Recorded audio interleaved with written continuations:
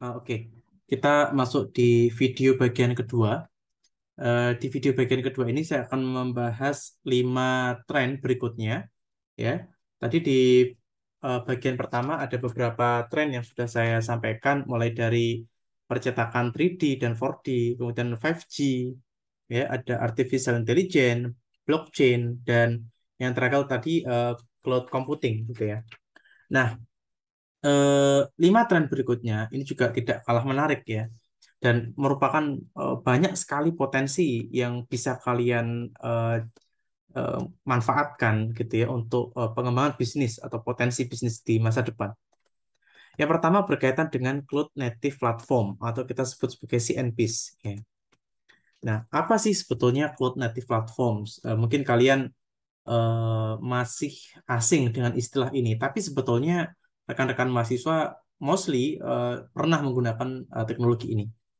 Ya, secara praktis teknologi ini salah satunya yang kita sebut sebagai angkat dan geser, gitu ya. Nah, angkat dan geser. Nah, pernah nggak ada satu satu device, ya ini device pertama, ini device kedua. Nah, konten yang ada di sini, misalnya kita ada gambar gitu ya, kita mau menggeser gambar di sini, itu pindah ke device sebelah kita. Nah, ini yang kita sebut sebagai salah satunya cloud native platform. Ya.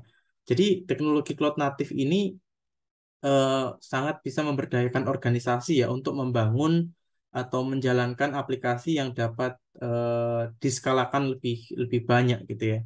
Nah, bayangkan misalnya kita membuat sebuah sistem di dalam perusahaan ya yang memang teknologi ini bisa kita lakukan jika kita sudah menggunakan cloud computing ya.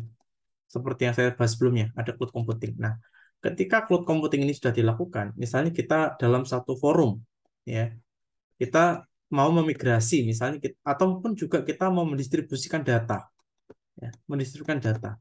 Ini akan sangat mudah untuk kita melakukannya ya. Dan teknologi CPNPs ini sangat cepat ya, memiliki kecepatan dan kelincahan di dalam mengelola data yang akan kita utilisasi atau kita gunakan atau kita kelola di dalam perusahaan. Dan transmisi ini itu memudahkan kita sebagai stakeholder untuk eh, mempercepat peran ya di dalam ekosistem teknologi itu sendiri. Sehingga CNPs ini bisa dikatakan kemampuan intinya itu adalah pada cloud computing ini, pada komputasi awan. Ya, dan diprediksi ya perkembangan tren dari si CNPs ini itu eh, pada tahun 2025 itu akan naik sampai ke 95%. Nah, kita siap-siap ya. Di tahun 2025, 95% eh, platform cloud native ini akan menjadi fondasi ya pada hampir semua peralatan digital. Apa saja peralatan digital? Kita tahu ada smart TV ya, kemudian ada mobile phone, ada eh, komputer ya, personal komputer dan lain sebagainya. Ya, ini prediksi dari banyak pakar bahwa di tahun 2025 mostly every technology will use fondasinya menggunakan CNPs ini. Ya. Nah, karena sekarang ketika saya cek ya, saya perhatikan itu beberapa perusahaan provider, misalnya ada Netflix, nah, ini sudah mengembangkan ini. Kemudian ada juga Uber, ya, ada juga Huawei. Ini salah satu raksasa telekomunikasi dari Tiongkok. Ya. Kemudian juga mungkin beberapa rekan mahasiswa tahu Pinterest ya. Ini juga sudah menggunakan ini, Pinterest. Kemudian juga WeChat. Nah, dan ini beberapa industri ya yang sudah menggunakan ini, ya, sudah menggunakan CNPs. Dan biasanya Indonesia itu akan mengikuti dalam beberapa tahun kemudian, ya, bisa 5 sampai 10 tahun berikutnya Indonesia akan mengikuti tren global ini. Ya. Nah, sudah terbayang ya beberapa potensi bisnis yang bisa kalian lakukan di sini, dapatkan. Nah, berikutnya adalah cryptocurrency. Ya. Cryptocurrency ini secara sederhana kita sebut sebagai token. Ya, mungkin tahu ya, token. Karena seiring berjalannya waktu, memang cryptocurrency ini belum mendapatkan semacam license ya atau izin dari otoritas negara kita. Tapi kalau saya perhatikan, beberapa perusahaan di Indonesia atau perusahaan multinasional company yang beroperasi di Indonesia itu sebetulnya sudah menggunakan cryptocurrency ini. Karena secara sederhana, cryptocurrency ini adalah bentuk pembayaran digital ya yang dapat ditukar secara online dengan barang dan jasa. Ya. Dan saat ini banyak sekali perusahaan yang mengeluarkan mata uang mereka sendiri sebetulnya, mata uang mereka sendiri. Dan kalau kita merefer kepada tren sebelumnya, ya 5 tren sebelumnya, cryptocurrency ini basic teknologinya itu adalah pada blockchain, ya, pada blockchain. Sehingga teknologi ini bisa melakukan desentralisasi ya yang tersebar di banyak komputer untuk mengelola dan mencatat transaksi dan sifatnya desentralisasi. Apa itu maksudnya? Misalnya begini, ini komputer pertama, ini komputer kedua, ini komputer ketiga. Nah, catatan transaksi itu sebetulnya terdesentralisasi di masing-masing ini. Ya, ini salah satu kelebihan dari blockchain, ya terdesentralisasi. Jadi misalnya ada problem gitu ya, maka kita masih aman karena ada desentralisasi di komputer yang lain. Nah, ini salah satu bentuk implementasinya. Ya, kalau kita bicara tren, ya, kita bicara tren, misalnya di India, kita kita cek India ini luar biasa ya. Di sana itu ada Silicon Valley baru di Bangalore. Ya, kalau kalian cek di Bangalore itu proyeksi teknologinya itu sudah luar biasa di sana. Beberapa startup Indonesia itu sudah menaruh database-nya itu di sana di Bangalore. Ya. Bahkan mengakuisisi perusahaan lokal yang dijadikan sebagai database yang utamanya operasional perusahaan itu ada di Indonesia. Ya, di India itu kalau saya lihat itu hampir 2%. Ya. Hampir 2% dari populasi itu sudah menggunakan kripto. Nah, bagaimana di Indonesia? Ya, kita masih banyak ketakutan ya untuk melakukan ini karena belum ada legal law-nya ya yang mengatur ini. Kalau uangnya hilang gimana gitu kan? Ya, tapi cepat atau lambat pasti akan mengikuti tren itu karena hampir semua negara sudah eh, praktek ini sudah terjadi di mana-mana. Ya, di India ini 2% dari populasi penduduk itu sudah menggunakan kripto.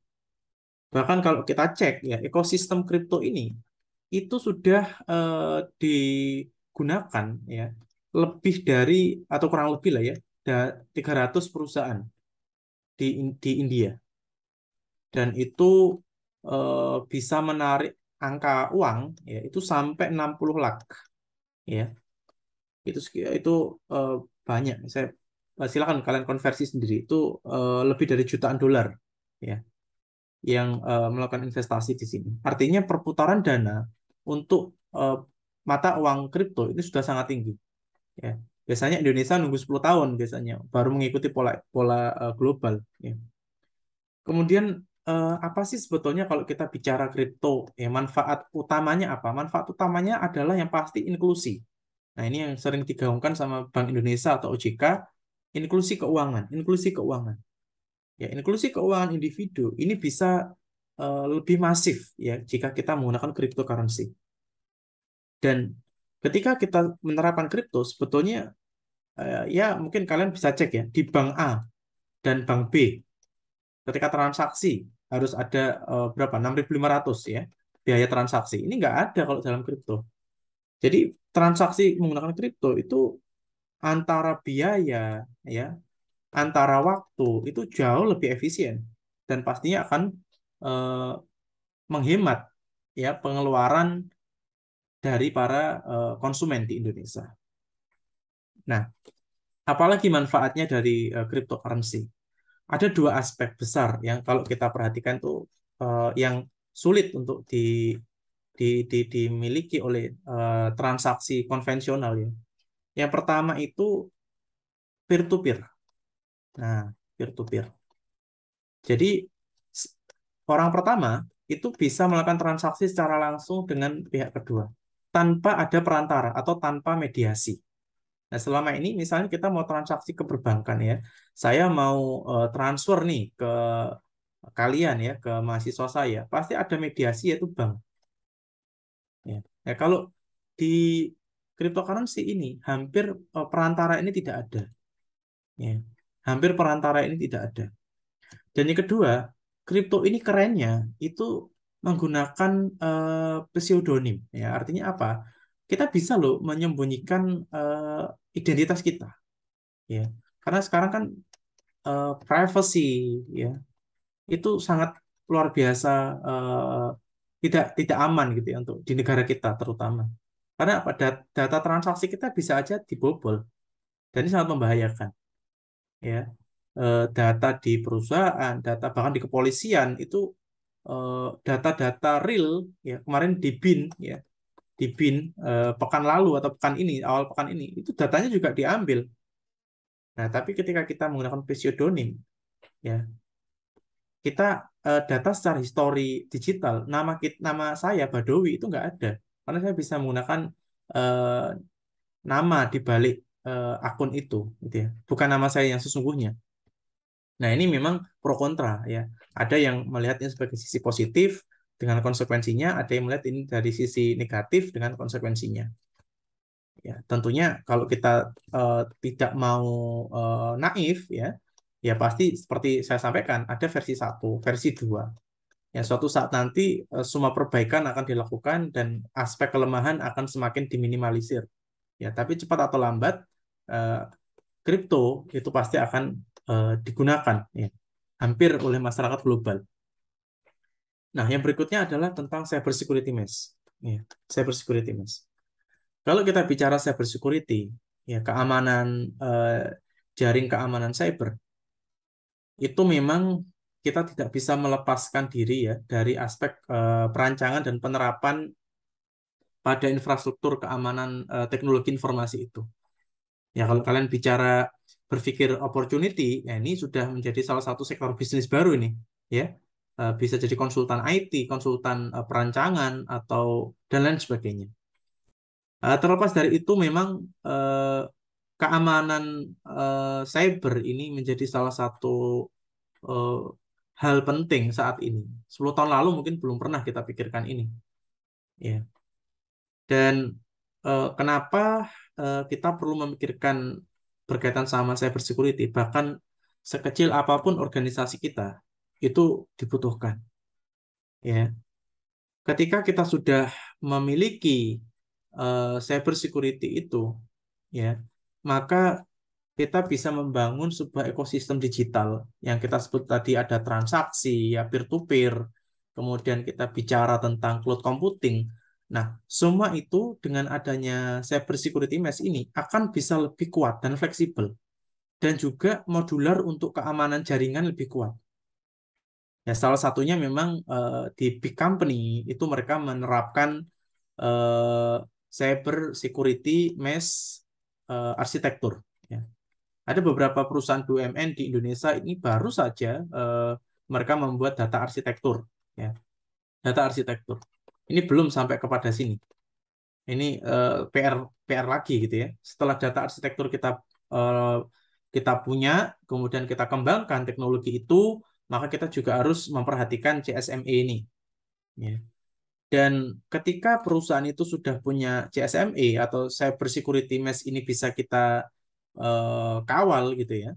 Secara statistik itu bisa mengurangi insiden ya kalau kita bicara keuangan misalnya tadi ada fintech gitu ya.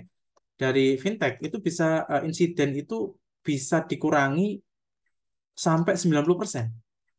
Ya, celahnya sangat kecil untuk terjadi kesalahan ya hanya 10%. Ya. Jadi ini menjadi satu perhatian khusus ketika kalian belajar tentang MIS ya, tentang manajemen informasi sistem, cyber security. Kita akan membahas aspek cyber security satu bab sendiri nanti, satu pertemuan sendiri. Nah, berikutnya ada digital twin. Wah, apa nih digital twin? Ya. Selama pandemi, mungkin rekan-rekan mahasiswa pernah main tuh ke beberapa eh, tempat pembelanjaan, ya, atau mungkin juga kantor-kantor instansi pemerintah, gitu kan? Nah, ketika kalian lewat masuk pintu masuk itu pintu utama gitu ya, itu ada semacam screen yang gede, ya, yang besar. Itu ketika kalian lewat itu ada shadow kalian. Nah, shadow kalian terus warnanya merah, ya, artinya suhu suhu tubuh kalian. Nah, inilah dimaksud salah satunya digital twin. Jadi semacam alat ya yang itu kembaran kalian yang menunjukkan banyak aspek tentang data di dalam tubuh kalian, diri kalian. Misalnya seperti suhu suhu tubuh ya, misalnya juga energi yang kalian keluarkan ya. Bahkan juga kalau kita bicara aspek lain bisa kondisi cuaca juga, kondisi cuaca. Nah, kalau di luar negeri itu kondisi cuaca itu bisa diproyeksi ke dalam sebuah screen. Nah, nanti daerah mana hujan, daerah mana petir, ada gambar-gambarnya begitu. Daerah mana yang cerah, ada gambar matahari. Nah, ini salah satu digital twin, ya. Nah, yang paling realistis yang mungkin sering kalian temui itu seperti ini ya. Ada screen yang gede, kalian lewat itu langsung ada gambar bayangan kalian yang dengan suhu tubuh kalian, ya. Jadi digital twin ini di masa depan itu akan terus digunakan, ya, dan trennya itu akan semakin meningkat. Karena sekarang kalau kita lihat beberapa perusahaan besar ya seperti General Electric, kemudian juga ada Siemens, ada IBM juga, Kisco ini semuanya dilakukan ini. Kisco, Oracle dan lain sebagainya. Mereka sudah mengembangkan ini. Atau mungkin brand yang sering kita lihat di banyak tempat itu Bosch ya. Gimana nih nyebutnya Bosch ini ya. Nah, jadi digital twin ini secara simpel itu adalah pengembangan industri masa depan yang mencakup otomasi pertukaran data, ya. Jadi pertukaran data. Kemudian juga proses manufaktur menghasilkan peluang yang tak terbatas bagi industri untuk tumbuh. Bukan hanya soal cek suhu, ya. Kalian bisa berimajinasi tuh. Bukan hanya cek suhu, tapi apa yang bisa kalian bayangkan jika eh, screen ini atau teknologi digital twin ini kita terapkan, ya, apa aja, bukan hanya cek suhu, banyak sekali, ya. Ini menjadi PR dan ini menjadi peluang bisnis sebetulnya. Nah, sangat menarik kan, kita belajar MIS, ya, belajar MIS ini sangat menarik sekali, banyak uang-uang besar atau ilmu-ilmu baru ya yang sangat menarik untuk kita pelajari. Nah, berikutnya yang terakhir untuk part kedua ini adalah distribute enterprise. Apa ini? Perusahaan distribusi. Nah, sekarang ini dengan adanya era virtual, tadi saya menyebutkan ada metaverse, ya. Metaverse, kita meeting, kemudian kita alat teknologi yang kita pakai, kita menggunakan cloud computing, ya. Kita menggunakan cloud computing, menggunakan Google Drive misalnya, untuk bekerja di dalam satu file yang sama, ya. Ada di Indonesia, ada di Taiwan, ada di China, mainland, ada di Boston, di USA, misalnya begitu. Nah, kita bekerja secara bersama-sama. Nah, ketika kita ada misalnya sign kontrak, ya, ini saya juga mengelola tim virtual. Kita sign kontrak misalnya, ya, distribusi satu produk ke produk lain. Nah, ini pasti akan membutuhkan perusahaan ini, ya. Kita akan membutuhkan perusahaan distribusi ini. Untuk apa? Mengirim, misalnya saya dari Indonesia, saya sudah sign kontrak untuk agreement sebuah dokumen penting gitu ya. Dokumen penting, oke, Badawi agreement. Oke, kemudian teman saya misalnya apa namanya? Ming Chun ya, misalnya di Tiongkok dia harus tanda tangan dulu. It's okay. Saya kirim ke sini. Kemudian confidential letter ini dikirim ke Taiwan, dikirim lagi ke Boston dan lain terusnya. Maka potensi atau peluang bisnis berikutnya adalah distribute enterprise ini. Ya. Di sini banyak sekali pemainnya kalau kita lihat misalnya seperti Amazon ya. Amazon ini infrastruktur distribusinya sudah luar biasa. Kemudian ada eBay ya. Sometimes kalau kalian kritis, coba suatu saat gitu ya, cek di salah satu hypermart gitu, ada buah lokal, ya, misalnya buah apel lokal. Kemudian ada buah apel dari luar negeri, ya, ini dalam negeri. Biasanya luar negeri itu jauh lebih murah, ya. Itu lebih murah daripada dalam negeri. Kenapa? Karena sistem distribusi yang sudah lebih bagus, ya. Jadi apel misalnya atau buah-buahan lah ya dari Sulawesi ke Surabaya dan juga misalnya dari Guangzhou ya atau dari Fujian ke Surabaya, itu biaya distribusinya bisa aja lebih murah dari Guangzhou ke Surabaya daripada dari Sulawesi. Nah, ini menjadi salah satu infrastruktur ya. Dan ke depan pasti bisnis ini akan semakin berkembang. Ya, kalau kalian lihat Amazon, bagaimana sistem digitalisasi, eh, dia jualan buku dia melakukan generating unit baru, ada jualan Kindle ya, dan software dan hardware-nya ya. Nah, banyak sekali yang ke depan akan berpengaruh. Jadi ini 5 tren berikutnya ya, rekan-rekan mahasiswa yang perlu disadari bahwa sektor bisnis ke depan ini akan sangat menarik sekali. Oke, saya akan melanjutkan untuk part ketiga. Masih ada 10 tren yang menarik untuk kita pelajari dan kita pahami.